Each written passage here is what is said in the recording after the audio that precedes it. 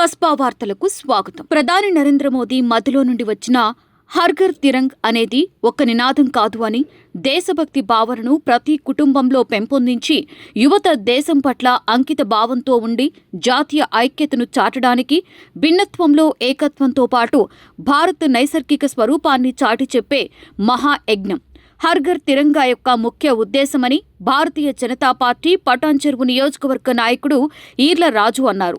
బుధవారం మేధావుల forum convener, Kasba media సంస్థల అధినేత కస్బా శంకర్రావుతో ఈర్ల రాజు మాట్లాడుతూ, ప్రతి పౌరుడు తాను నివసిస్తున్న ప్రతి ఇంటిపై భారత మువ్వెన్నెల జెండాను ఎగురవేసి భారత ప్రధాని నరేంద్ర మోదీ పిలుపుకు మద్దతు తెలపవలసిన అవసరముందని ఈర్ల రాజు అన్నారు.